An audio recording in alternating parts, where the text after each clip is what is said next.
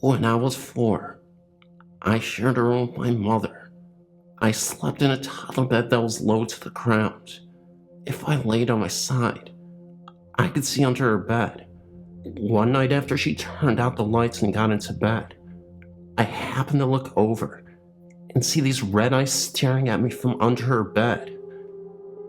I was so scared that I couldn't move and just continued staring at it. The eyes were close to the ground and did not blink. I finally started to scream and cry. My mom jumped out of bed and turned on the light. She looked under the bed, and so did I. There was nothing there. She turned out the light and got back into bed. The eyes were there again. This happened 3 times that night, but never happened again. This is where it gets really freaky. When my oldest daughter was 4, she was playing in her room alone. When she started screaming, I ran in and asked her what was wrong. She told me that there were red eyes looking at her from her toy box. I had never told her what had happened to me. Well, I completely flipped out, and we ended up running from the room. She never slept in there again. I recently asked her about this, and she told me that their eyes were looking back and forth, but didn't blink. I wonder if this is some kind of demon or something. When my middle daughter was 4, she told me that angels talk to her at night. She's 5 now, and it doesn't happen anymore. My son is about to turn 4 next month, and I'm terrified of what supernatural thing will happen to him. My only consolation is that it should only happen when he's 4. This is not my actual personal experience. The house that I currently live in is extremely old and has a lot of history. My aunt had once lived in this house before me and my family. She had never experienced anything out of the ordinary. She had just come back from the hospital, having just given birth to her newborn daughter. The night she had returned home, she had done everything as normal and had gone to bed. The baby's cot stood just across the room. She woke up in the middle of the night, simply terrified by what she saw. A ghost with a small figure at its side stood looking into the cot holding a knife. My aunt first lay frozen in her bed, not knowing what to do. She finally worked up the courage after several minutes and ran to grab the newborn baby and ran out of the house. The room in which this occurred is now my room, and I can honestly say I've never seen an apparition, but I've heard many things during the night, such as when I once heard the banging footsteps of someone climbing the stairs. This had really frightened me, so the next day, I'd asked my sister if she had heard the noises. She replied yes. The weird noises continue up until this day, but we are now used to this, so we never really get scared, as we had done years ago. But just several weeks ago, my sister lay in her room watching TV, and all of a sudden, a black figure emerged in the corner of the room. The figure vanished, and we have never heard or seen anything unusual since.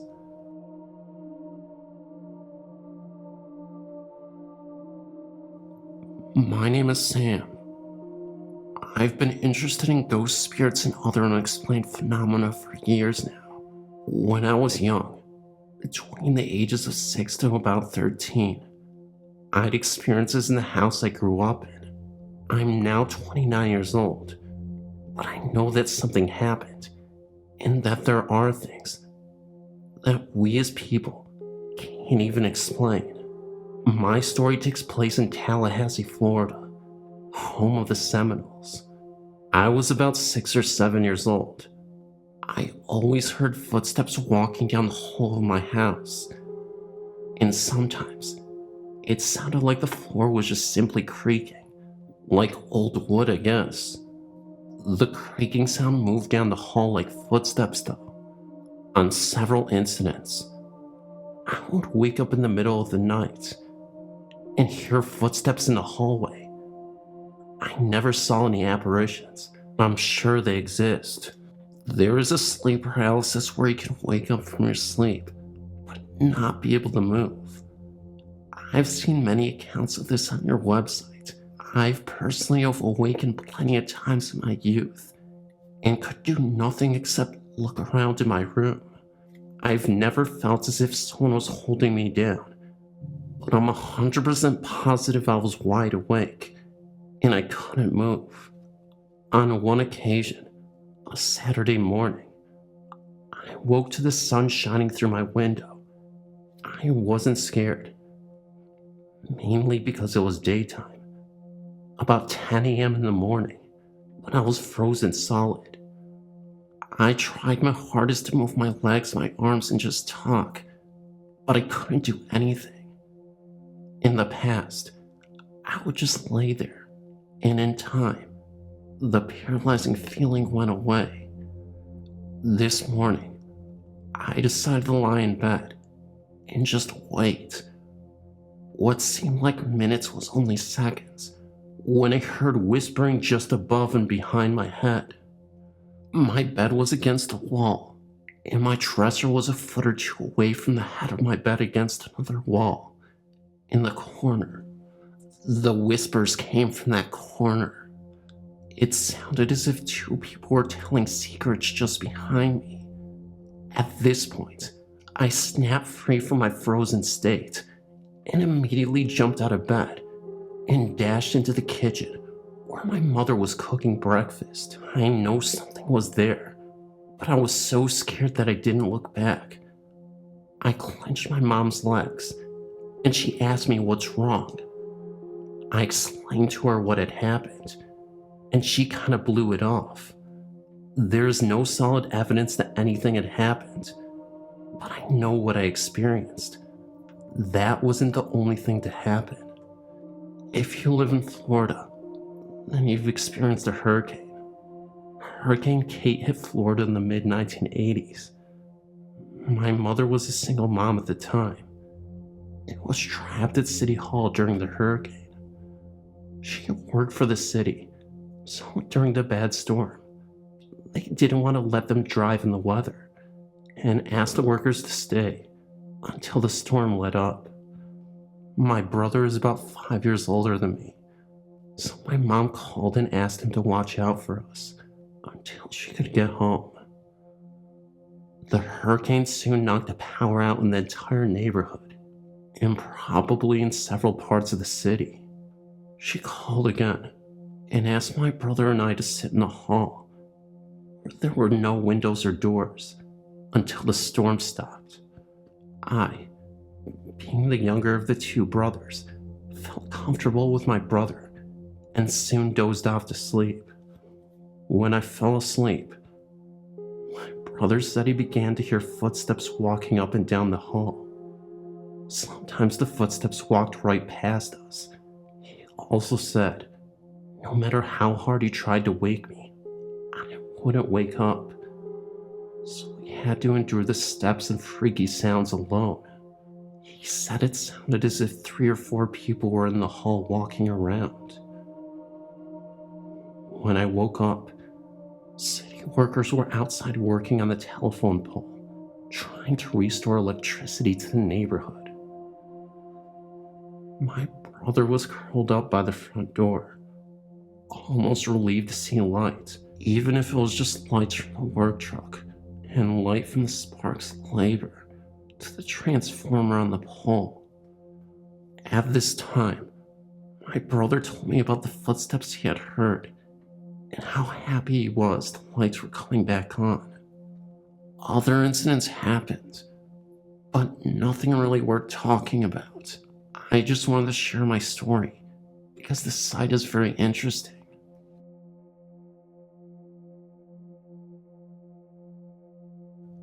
I have two experiences that I know are so unusual that I thought I might share.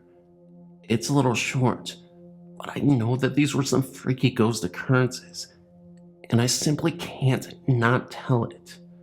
My eyes don't play tricks on me, and I wasn't tired or hallucinating. In fact, this first story, especially my friend's experience, was also very real and happened at school. I was about 8 years old. I was riding my bike in trails of the woods near our house. I'd been riding for so long that I lost track of time, and being an 8-year-old kid, of course it was the time of my life. I ended up getting lost in the woods and the trail for quite some time. It had to be a couple hours, and it started to get dark. So as the sun was setting, I tried to make my way back the way I entered. As I was going through the woods, I ended up going through a cornfield, and from a distance, what I saw couldn't be ignored.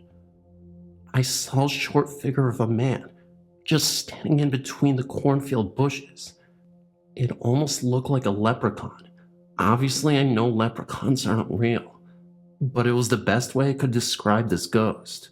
It was a scraggly looking thing and stood 3 to 4 feet tall. It disappeared after a few minutes and was gone. I am the only person who ever saw this thing. There was never any mention of a ghost near these cornfields. For a while, I didn't even want to say anything for the fear of looking crazy. Plus, at 8 years old, who will take what I saw seriously? Today there are houses where I saw it, so the cornfield doesn't even exist anymore. Another weird thing that happened to my friends at school. Between the Christian middle school and high schools in town, there are some woods here. I never saw this, but some of my friends at the time did. One time, they looked into the brush and saw a pale-faced man in a hoodie or a robe of some sort. I'm guessing that it was some sort of ghost monk or something. They looked lost, but he didn't move at all. He was just squatting in some brush. When I was told about it, it made me realize that my experience might have been tied to this one, and that I wasn't as crazy as I thought. What happened was just odd. It's possible that the guy in the robe just could have been a creepy dude spying on the school. Personally, I think the one at school was just some weirdo, but the leprechaun could be something. However, I wouldn't just write it off, as I know that'd be hypocritical in doing so. Thanks for listening. Let me know what you think.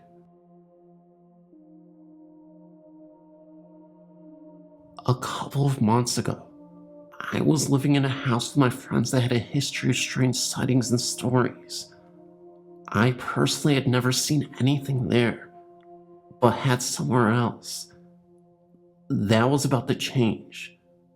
I was standing in the kitchen with one of my friends, and we were the only 2 people in the house at this time. The kitchen door was slightly open, and all of a sudden, I heard what sounded like a gentle whisper in my ear. As I looked towards the door, I saw a lady walk past the door, wearing jeans and trainers towards the front entrance of the home. At first I thought it was my friend Laura, who always used to wear jeans, so I popped my head around the corner to try and scare her, but there was no one there. I wasn't scared because it was in the middle of the day. I actually found the experience quite exciting, but also unexplainable. We bought my father's-in-law house with the understanding that he was to stay with us so we could take care of him. He was in his mid-70s and not in the best of health. Before we moved in, we turned the 2 upstairs bedrooms into 3 bedrooms. My husband was upstairs taking the panels off the walls and called me upstairs to figure out how and where to move the heating duct. As soon as I got to the top of the stairs, My husband hung his hammer on a nail that was sticking out of a stud. We were standing right next to the stud the whole time I was upstairs with him. We were the only two upstairs. When we were finished talking, he went to grab for his hammer. It was no longer hanging on the stud. We looked for it for about 15 minutes before finding it under a pile of panels about 10 feet away from the stud it was hung on. We just gave each other a raised eyebrow look and didn't say anything about it. The TV would always turn on and off by itself. It was my father-in-law's TV that was sat in the living room. It was the only TV in the house that did that, no matter what outlet it was plugged into. I would turn it off, and by the time I would walk into the kitchen, it would be on again. I would have to say something like, "I don't have time to play right now," before it would finally stop. I was at work the night my father-in-law passed away. It was 3 a.m. on a Monday morning when one of the high-low drivers broke a main water line that caused all the presses to be shut down. I'd been working there for 2 years and had never seen or heard all of the press operators being sent home, as there is always something else for us to do. I went straight home and straight into my father-in-law's room to check on him and tell him what happened. We had a close bond and talked about everything. He was gone. His estimated time of death was 3 a.m. It may have been a coincidence, but man, what a coincidence. After my father-in-law passed away, I experienced only one more thing. I was up in my room and heard my son call me from the kitchen. I was at the top of the stairs, and he was at the bottom of the stairs. He asked me what I wanted. I asked him what he meant, because I heard him call me. He just shook his head and said, "Oh, not this again." I came home from work early again one night, about a month after my father-in-law had passed away.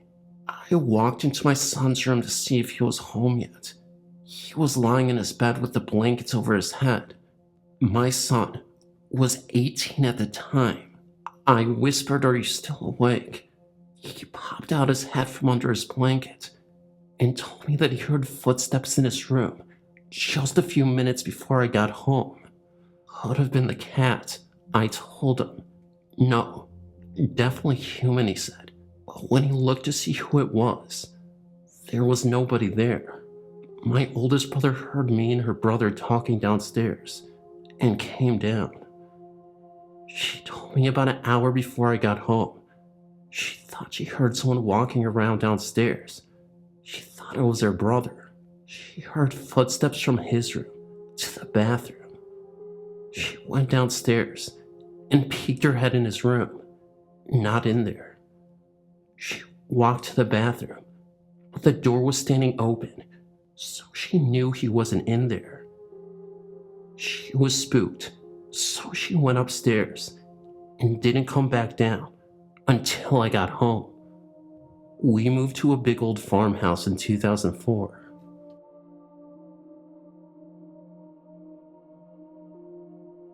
In my former residence were myself, my husband, and my teenage son lived.